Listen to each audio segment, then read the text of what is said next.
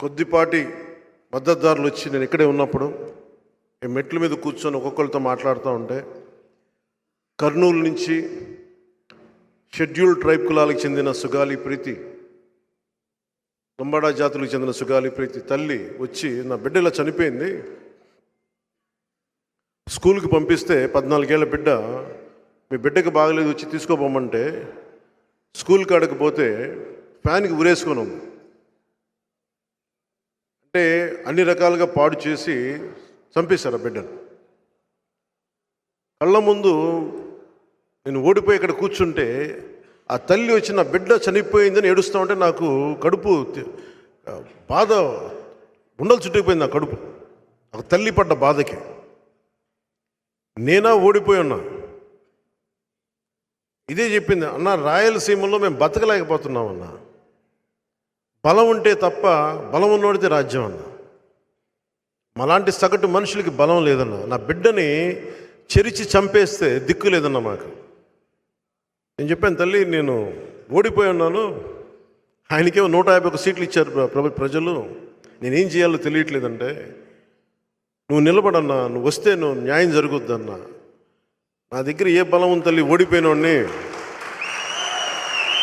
ఓడిపోయినోడిని బలం లేదన్నా, నువ్వు రా అన్నా, నాకు అండగా నిలబడన్నా అంటే నిజంగా నిస్సహాయంగా ఉండిపోయి ఏమి చేయాలో తెలియక మా రాజకీయ కార్యదర్శి హరిప్రసాద్ గారికి చెప్పి, మనం చేయగలిగేది ఈ రోజున ఒక ప్రెస్ నోట్ రిలీజ్ చేయండి, అన్యాయం జరిగింది ప్రజలకు తెలియచేయండి అంటే ఆ రోజు నేను చేయగలిగింది. ఇది ఎందుకు చెప్తున్నానంటే, రాయలసీమలో పోరాటం చేస్తే ఎంత కదిలొస్తారని చెప్పడానికి నిదర్శనంగా కోసం చెప్తున్నాను ఈ సంఘటన. ఒక 2.5 నెలల తర్వాత ఆ తల్లి పడ్డ ఏడుపు నన్ను ఎప్పుడు కదిలించేసేది. నేనేం చెప్పానంటే, నాకు ఆ తల్లి 14 ఏళ్ల బిడ్డను కోల్పోయిన తల్లి దివ్యాంగురాలు. మళ్ళీ తను కర్నూలుకి నేను వస్తానని చెప్పండి, ఇది దేశం అంతా తెలియాలి ఈ బిడ్డ జరిగిన అన్యాయం అంటే. పోలీసులు కేసులు తీసుకోవట్లేదు.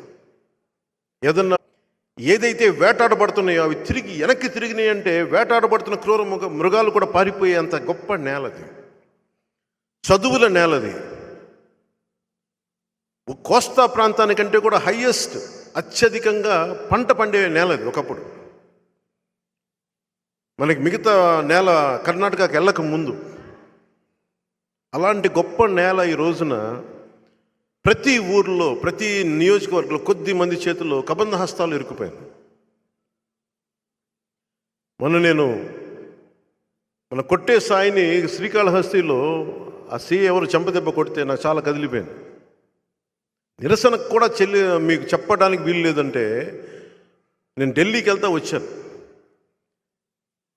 నాకు ఒకటే అనిపించింది, ఇక్కడ కొట్టే సాయి లాంటి నిలబడే వాళ్ళకి ధైర్యం చెప్పాలి, ఇక్కడ నేను రావాలి, అందుకని వచ్చిన రోజున.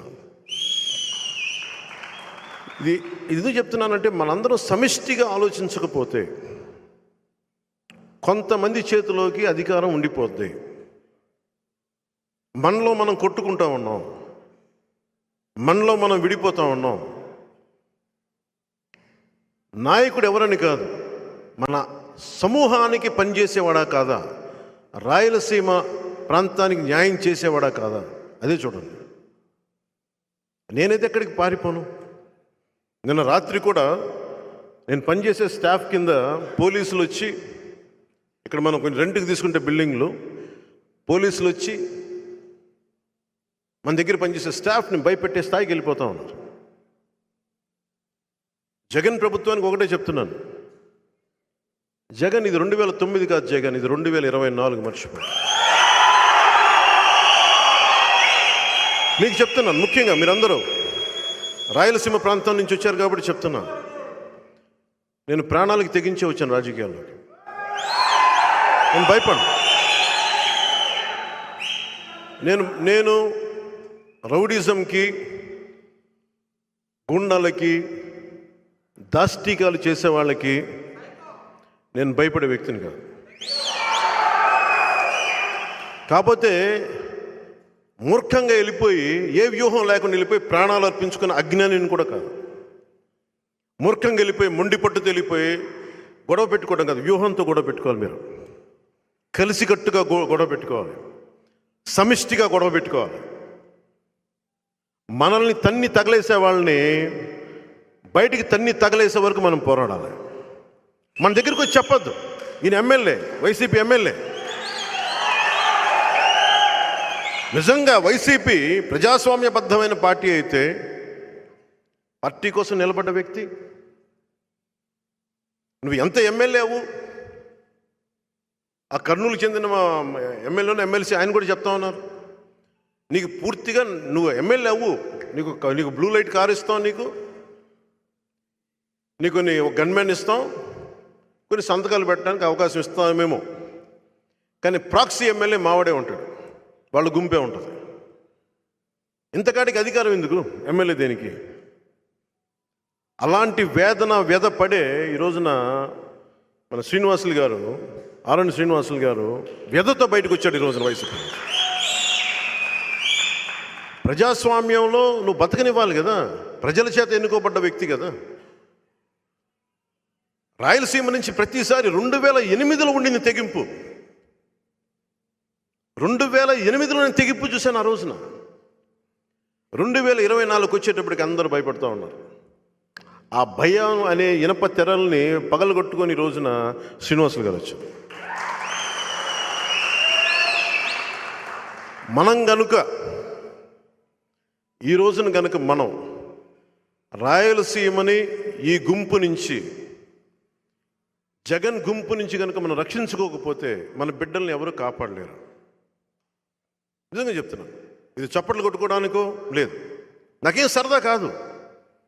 పొద్దున్న లేస్తే చాలామంది సన్నాసుల చేత మాట అనిపించుకోవడం నాకు ఇష్టం లేదు. అవన్నీ నాకు సినిమాల్లో కూర్చుంటే నన్ను ఎవడు అండ అసలు.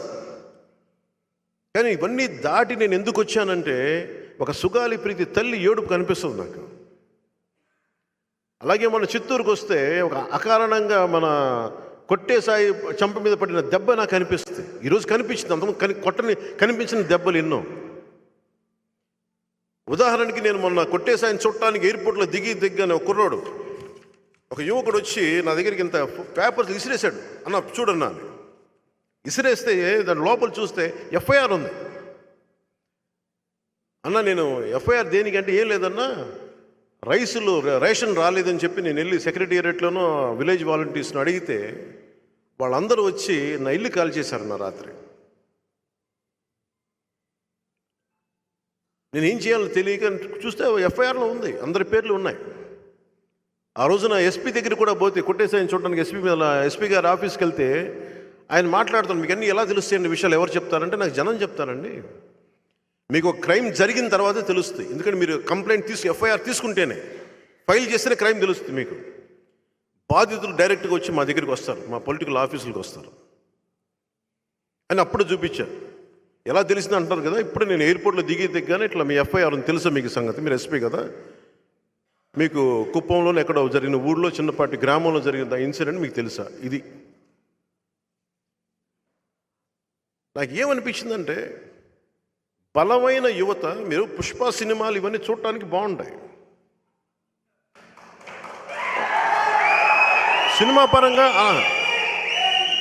నేను సినిమా పరంగా సినిమాని చూడటం, ఎంజాయ్ చేయడం వేరు. అదొక సినిమా, ఒక కల్పిత గాథ. కానీ నిజ జీవితంలో ఎర్రచందనం కొట్టేవాళ్ళు మన భుజాల మీదకి ఎలా ఎక్కించుకుంటాం.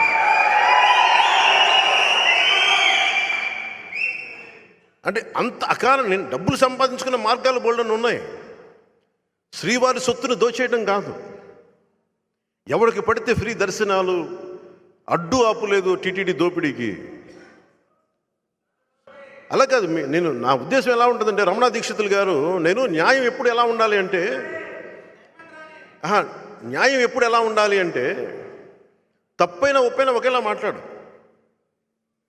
ఆ రోజు ఆ పింక్ డైమండ్ పోయిందని నా చేత కూడా రమణ దీక్షితులు గారు ఫోన్ చేస్తే నేను కూడా ఖండించాను ఆ రోజున. అదే రమణ దీక్షితులు గారు మళ్ళీ వైసీపీ రాగానే ఒక మాట మాట్లాడాలి పింక్ డైమండ్ గురించి. నా సమస్య రాయలసీమలో ఇదే సమస్య. ఒక అన్యాయం జరిగితే పార్టీలు మారినా మీరు ఎదిరించి నిలబడకపోతే